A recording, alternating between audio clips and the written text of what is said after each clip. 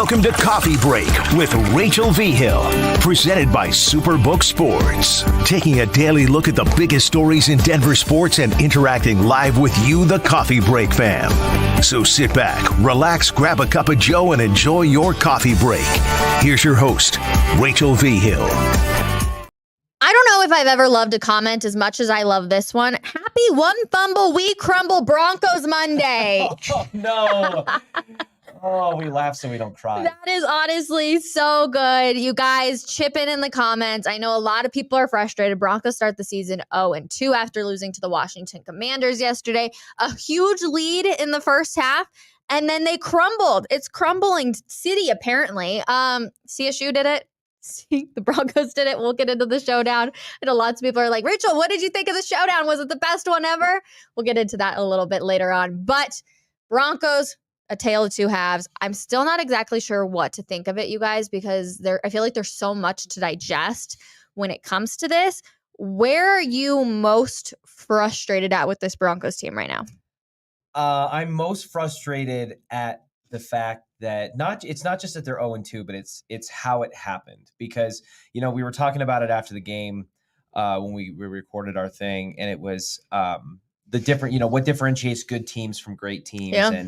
And it was, good teams can build a lead, great teams hold on to it, you keep your foot on the gas. Well, bad teams find a way to lose. And it feels like that's kind of what's happened for 2 straight weeks with the Broncos. It was one thing against the Raiders when it was an ugly, low-scoring, tight game back and forth, and it kind of came down to that last possession there. With this one, I mean, I'll old takes expose myself. When they went up 21-3, I got up in the press box. I said they might blow the doors off this team. It looked that way, and then immediately it just all went away in the second half. And so you're going to lose tight, ugly games. You're going to lose games where you build a big lead. It becomes a question of how do you win? Yeah. It's a great question. People always want to look for a finger to point to. I myself do this. It's like, okay, well, was it the defense fault? Was it Russell Wilson's fault? Is it Sean Payton's? Like, who faults is it? Zach By actually had a tweet that says, did you guys know that both the offense and defense get the loss when the Broncos lose? I swear so many in Broncos country are so eager to assign blame to one side of the ball.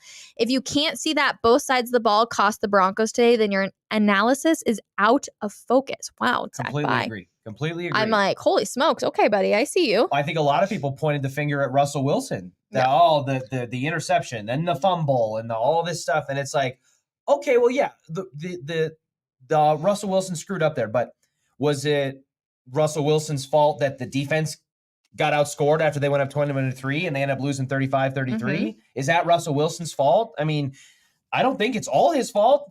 You know what?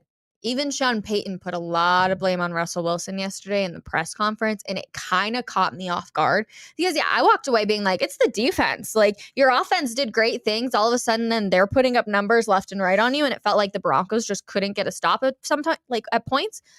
But it really felt like Sean Payton laid into Russell Wilson in the press conference where he's saying, we need to put a wristband on him. We'll put a wristband on him. And you're kind of like, whoa. For somebody who had a really hot start to the game, and to come out and say that, it just made me go, yikes, that relationship might be a little tension right there. Maybe, yeah. I mean, we will see. I think that, I think we were all looking at this relationship between Sean Payton and Russell Wilson thinking like, oh, Sean's going to fix him. Yeah. And they're going to be, and Russ has been very receptive to Sean thus far. And I don't know, what the inner workings of that might be now, but to your conversation about pointing fingers, I agree with Zach. I think everybody should be pointing the finger at themselves. You went up 21-3, and then you were, as an offense, and then you were terrible in the second half. You held the team to 3 points early in that game, and then you ended up giving up 32 more after that. So I think that I'll say this, Sean Payton, I thought the kicking game was pretty strong. We didn't miss any field goals, but I'll say this because I said it to you after the game. Will Lutz might have missed a couple of kicks, but that guy can kick an onside kick. That's the second one in a row where they were right there, and he put it right in the spot where it needed to be. And they came away like this close from actually getting it too. I swear, he can kick onside kicks. Good. I'm so glad he can do that, because the only time you ever want to do that is obviously when you're behind. So yes, I'm glad he's great at that. We're gonna need him. To your point about pointing fingers at yourself, Russell Wilson did point the finger at himself, though, and he said, I will be better. When we were in the locker room after the game, usually around like week 7 or 8, I feel like we get to see really emotional locker rooms. Yeah. Week 2, and it was a really emotional locker room. It cleared out so fast. Only a couple people spoke to the media. That tells you that this team had really high expectations for themselves, which I love. But it also tells you that things are starting to build tension. And if things build tension really bad, like you can see the offense and the defense go at each other in the locker room type thing. You know what I mean? Absolutely. You know, we saw that in the years leading up to and after the Super Bowl a little bit. After Super Bowl 50, it felt like, because you still had a lot of remnants of that Super Bowl 50 defense. Yep. And then you had the offense with Trevor Siemian and beyond, that was just, one side was so much more vaunted than the other. It became like, you know, this power struggle or this thing. But I think part of the reason that it feels so somber right now, or at least it felt that way last night, and some of the emotions they may be going through, is because I still don't know what the identity of this Broncos team is. I have no clue. I think we all said when Sean Payton came in that it's like, hey, they're going to be focused, they're going to be disciplined, they're going to be run the ball first, you know, team. And it feels like we get that in glimpses and in flashes, but they're not universally disciplined. They had a ton of penalties the last 2 weeks on both sides of the ball again. Yep. You know, I was going to say, Sean Payton came out and said they're leading the league in defensive penalties right now with 12. Is wild. That's 12 penalties in 2 games on just one side of the ball is ridiculous. You know, and then they're a run first team. It's like, well, it feels like that sometimes, but it doesn't feel like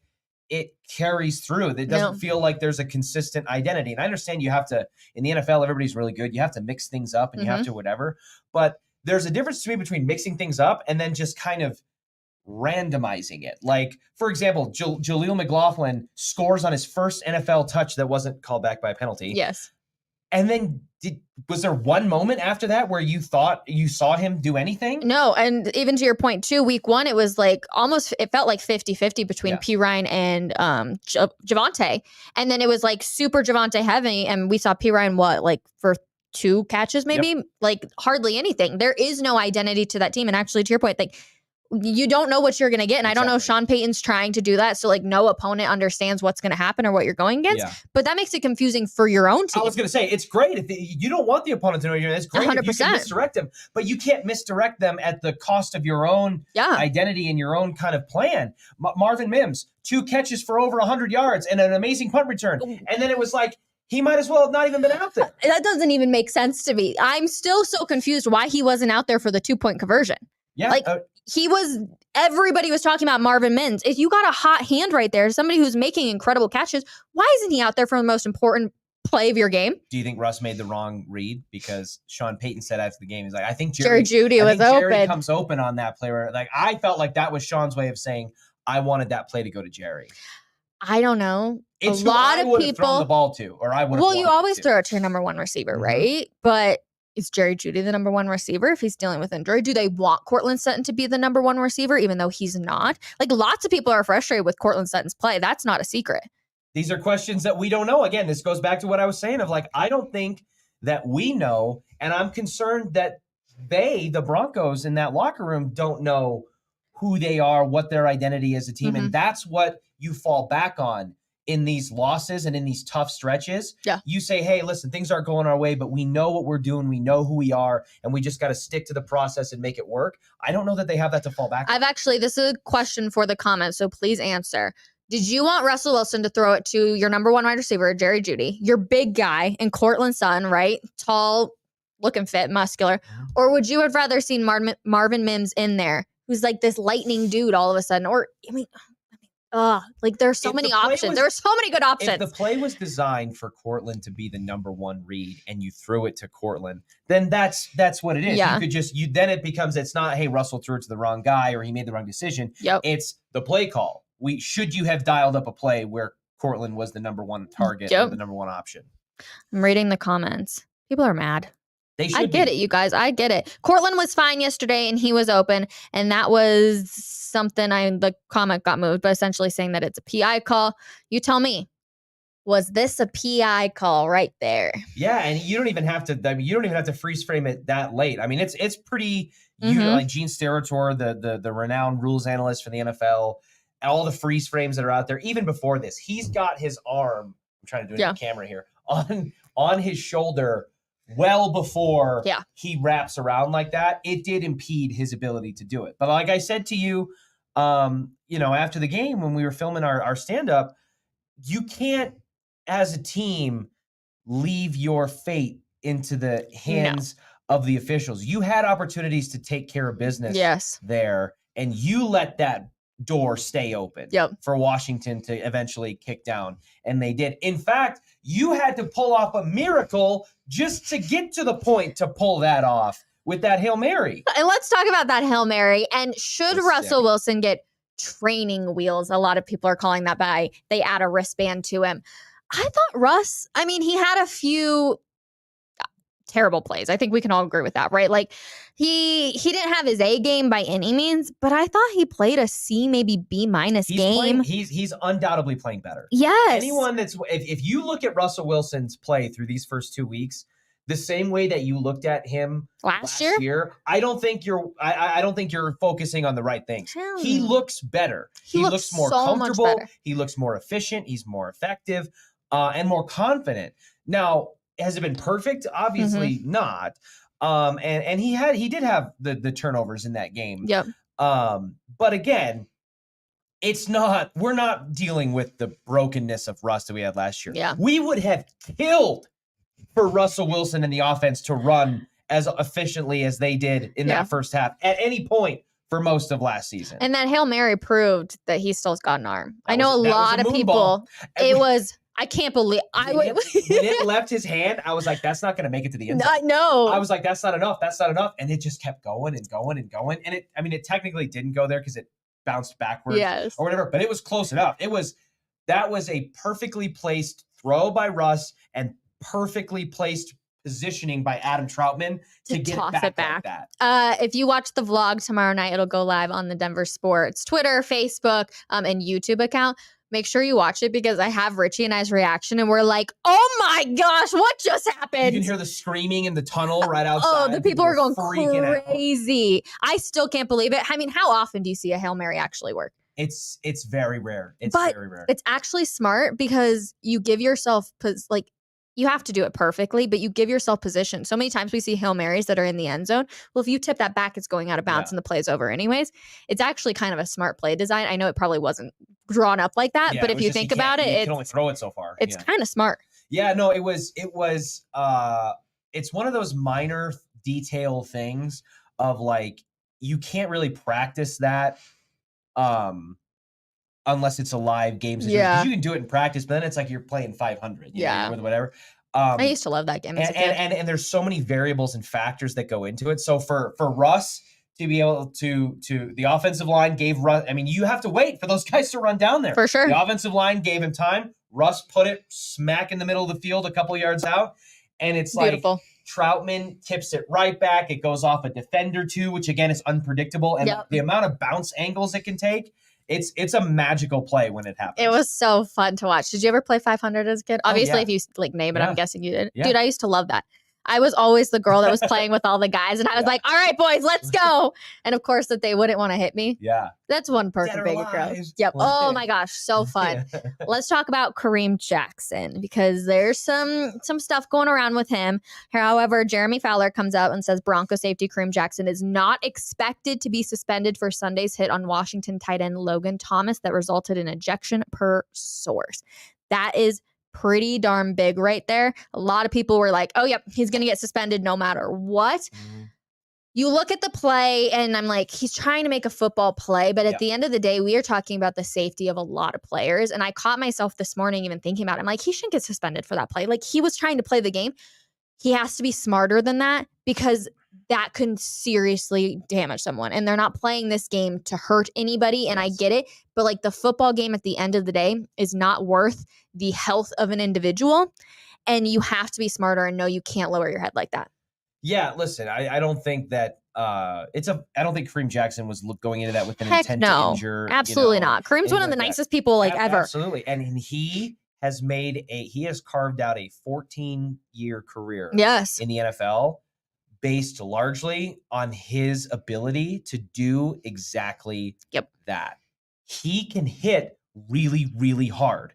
And that's a good thing. You're playing a gladiator sport, a violent sport, and you need somebody that can do that. And this is where we always draw that fine line of like, at what point does the aggression go from useful and good to over the top and bad? And so I agree with you. I think he was trying to jar the ball loose, make a play, the receivers in the air, but the NFL has guidelines and rules, and he broke them twice. It's the second time he's concussed somebody in 2 weeks, and that's dangerous. It's super dangerous. He's going to face a big fine. He already Intention or not, it's just dangerous. Yeah, and that's what my point is saying, like, I'm like, well, I don't think it was intentional, so like, don't suspend him or anything like that. But you have to think about, you know what I mean? At some point, if you're the NFL, I'll give Mace credit for this, and he's right. At some point, if you're the NFL, you've got to stand by your rules. Lay down the hammer. Yeah. Khaleesi it. Khaleesi it. I'm over here like, maybe I'm not Khaleesiing this. No, it was dangerous. It was not a good look for Kareem by any means. 2 weeks in a row. I'm happy he's not going to get suspended because I don't think that there was intent, but he has to play smarter football. It's one of the questions I would have loved to have asked Sean Payton, which is like, how do you coach that? How do you manage that? You have somebody that does something very, very well that involves a significant degree of violence. How do you take that and channel it properly? I mean, there were similar questions with the CU-CSU game. Oh, yes. We'll get into that one. I promise. Lots of people in the comments, though, are saying he needs to go. If he weren't a Bronco, I would want him suspended. Literally, Kareem Jackson needs to go. What's going on with Kareem Jackson? That was a dirty hit. If he weren't a Bronco, I would want him suspended. You can want him suspended and still be a Broncos fan. And they are so thin now. Right. That's why when you say, like, he needs to go, it's like, well, hang on. They are so thin. When Delarian Turner Yell went down and it was like, oh my gosh, the only person they have left is Justin Simmons, you're like, holy smokes. Mm-hmm. Like, what are they supposed to do here? And of course, then you're seeing the rotation of players into the nickel and everything like that. But you're like, my gosh, like, they are very thin at this position and they can't get PJ Locke back till week 4. To week 5, technically. He's out through week 4. Yeah, it's a sticky situation for the Broncos because they're lucky that they had Kareem Jackson there, that they had him on the team to even have that depth in the first place when Caden went down. And now you're really running thin. You know, I love when people do phone calls here on Coffee Break because I tend to put them on the spotlight. And I know Richie's over here like trying to mute his watch. Like, stop calling me, everybody. And I love it when I'm able to be like, go ahead and answer. Let's have this conversation right here. There is some news, though, coming from the Broncos as they are signing defensive end Ronnie Perkins off the Patriots practice squad per source. Perkins was a 3rd-round pick in the 2021 draft. So just a little bit of news right there. Obviously, they're looking to add a little bit of depth. Let's move on to the Rocky Mountain Showdown, everybody. I just want to say, even though the Rams lost, it was one of the best football games I have ever been to in my entire life. It was so crazy. I can't wait for you guys to see the vlog that'll be out tonight. I was literally like laughing hysterically. In the first half. Like, I was legitimately like, I couldn't, oh my God, I couldn't believe it because it was the most wild play, right? We're seeing people like go all over the place of like, okay, well, there's a mixed kick, there's a missed kick, fumble, interception. I'm like, what is happening in this football game? You're just like, this was so entertaining. And it was one of the best ones I've ever been to. I'm so happy. Yes, there was some anxious, some nervous. You're getting another call. I know. Do you need to take this call? I might need to take this Okay, one. That's fine. Go ahead. You take it. We'll talk a little bit about the Prime effect, everybody, because Dwayne "The Rock" Johnson, of course, going, man, this crowd was electric, and I had so much damn fun. And thank you so much for the love and energy. Laughs and smiles aside, in life, when you tell us we can't do something, it becomes personal. It's always personal. And then Offset I had the most fun in a very long time this weekend. You guys, this game was just absolutely crazy and so much fun to be a part of. Lil Wayne coming out too. He hasn't posted on social media, but he did come out and talk. It was just overall so, like, the energy was just college football, and that's exactly what you want to see. We don't get to see it very often where we're like, all right, like, let's go here in Colorado. Let's watch the Buffs, the CSU Rams. Let's watch this insane rivalry game just completely go off. It was such a fun game, and I'm very curious. Let me know in the comments. I know people were disappointed if you were a CSU fan, but if you are a CU fan, you had to have one hell of a time out there. And we were standing right behind the cheerleaders for the game, and it was crazy. I wish everybody could have experienced that game. And like I said, even as a CSU Ram, it absolutely killed me because I'm sitting there and I'm like, oh, please make this. Please make this. But you also have to give a lot of credit to Shedeur Sanders because he absolutely marched that team down. I think it was 82 yards to be able to turn that into a touchdown, to be able to force that game into overtime. And then you just knew when they were doing all of the overtime stuff for both of them, it was just like, he has control. And for somebody of that caliber to be in the Heisman talk, I can understand 100% why he is in that. It was so good, you guys. I wish everybody could do that. I'm wanting to see if you are a Colorado State fan, you love it. Welcome to Colorado State rivalry. Reading some more questions from you guys. CSU played great except for the thuggishness. They showed CU has some growing to do. Okay, we're going to talk about the quote-unquote dirty hit on Travis Hunter. Don't get me wrong, it was a dirty hit. Everybody who's saying that the beat writers knew that was the intention, I don't think that's true. It's like the Avalanche when it comes down to McDermott going out there. You know he's going to go out there and be physical. Every single team. It's like a keep to lead back for the Broncos in the day. You know that they have these players who are going to be physical and they're going to go out there. That doesn't mean that they shouldn't be allowed on the field. It doesn't mean that it was a super intentional hit. It is a rivalry game. So yes, do I think that he should probably be suspended because you can't face fines in college? Absolutely. It was a dirty hit. Travis Hunter is now going to be out for 3 to 4 weeks, I heard, because he has a lacerated liver, which I do feel for him a little bit. I'm not going to lie. Like, that sucks. He's been a two-way player. Lots of people have had him in the Heisman conversation. I don't want to see that by any means, but he's going to be out. It's a hard situation because it was such an emotional game too. And I think that's one of those things a lot of people aren't talking about. Yeah, it was emotional between the coaches, Jay Norvell and Deion Sanders, but it was also extremely emotional for the players. Like, lots of people were being thrown into this conversation, and even myself as a CSU alum, I was driving up to that game. Like, it was no longer about the coaches. It was about the universities. Joe Klatt coming out and saying whatever the heck he said about CSU of like, thanks for being the backup school for all of the kids that didn't go to CU. That's offensive to a lot of people. Like, that's no longer just making it about the football program or about the coaches. It's making it about a lot more. And I think that there was a lot of emotion. And I do think we learned a little bit more about CSU and that they weren't given enough credit. And honestly, how many, what's the word I want to use, you guys? I think it's how many weaknesses. I feel a little guilty saying that, but how many weaknesses there are going to be for CU. And if you're Oregon or USC, you're watching that game like, all right, well, we know that they can come back, so that's good. But we also know that they have those weaknesses where if we can stomp really hard and not compete or put up 150 plus yards of penalties, then you can easily dissect this Colorado team. Now, to their credit, to the Buffs' credit, everyone, before you come at me in the comments, they can bounce back if you give them the opportunity to. They're a good enough team to do that, but they do have weaknesses. And I don't know if they looked ahead to Oregon and just thought that they could just wipe Colorado State off or whatever, or they were too focused on the hats and sunglasses. But CSU definitely showed up, and I was proud to be a Ram. Everyone's like, oh, don't jump on the moral victory parade, Rachel, yada, yada, yada. Okay, I'm not jumping on it. They still lost. CSU lost that game. I don't think CU won that game. Let me know in the comments if you agree with that. But I just don't know. It's a tricky one, you guys. I I think CSU really did. They should have won that game. And I think then everything and all the talk around the Buffs would have been silenced. But they did drop one place in the AP poll. So I do think that the college committee essentially looked at it and was like, okay, there are weaknesses with this team. We can't kick them out because they still won, but there are weaknesses in it. Let me know your guys' thoughts on if CU lost the game or if you think CU actually won the game, if you know what I'm talking about, and that CSU should have won it, or CSU lost it.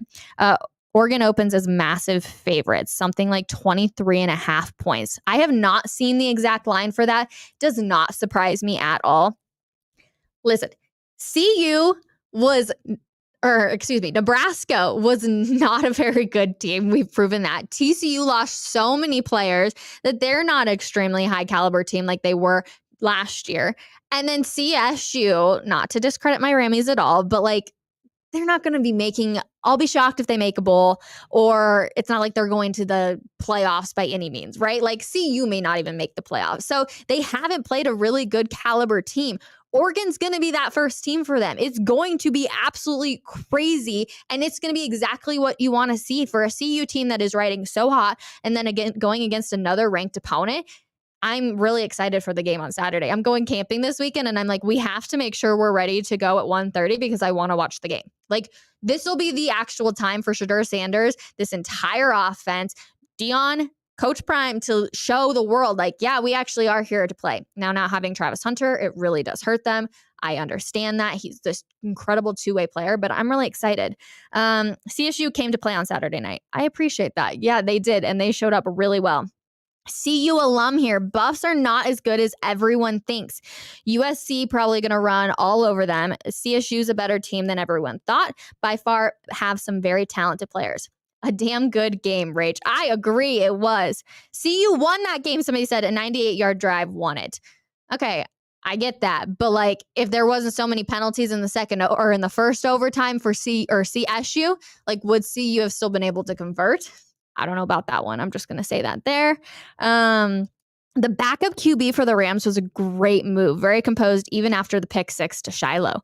I was super impressed there too, actually, with just that felt like it was the page turning on that Shiloh interception where you were like, oh, okay, here's where CSU is going to, fall down and they're going to just be like, we're little brother, whatever it is. They said, hell no, we're still here to play. And they absolutely just continued to dominate after that point. It was crazy. And let me know if you were in attendance for the game because the atmosphere just felt totally different. I saw one of the comments in here that was like, you don't understand, but this is college football. And to be honest, we don't understand here because it's been so long. What CU was good in the 90s, I want to say, or something like that. I was born in 96, so please don't come at me and everyone be like, you should know this, Rachel.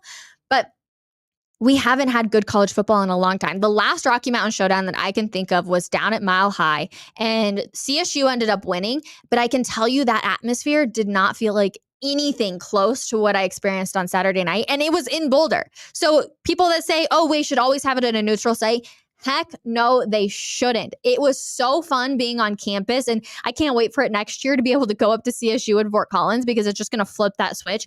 It was so much freaking fun, you guys. I wish everybody could experience a game like that.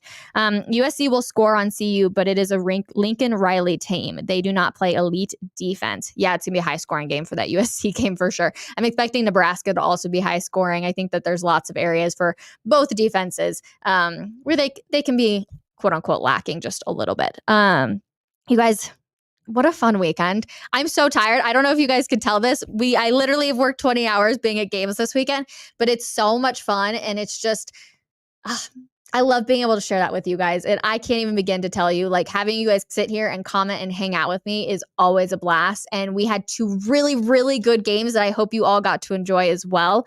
Neutral site games are anti the spirit of college football. You know what? I absolutely agree with you on that one. I'm so glad the game is on campus. I am so glad too. You guys, so much good stuff to come. Of course, pay attention. This week, rookies. So last week, rookies attended for Avs camp, you guys.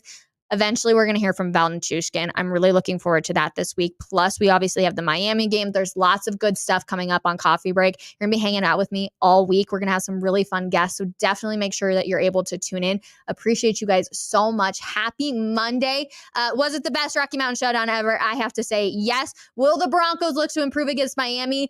Ooh, I don't know. We'll get to it later this week. You guys have a wonderful Monday. We'll see you guys 10:30 tomorrow morning. Bye, everybody.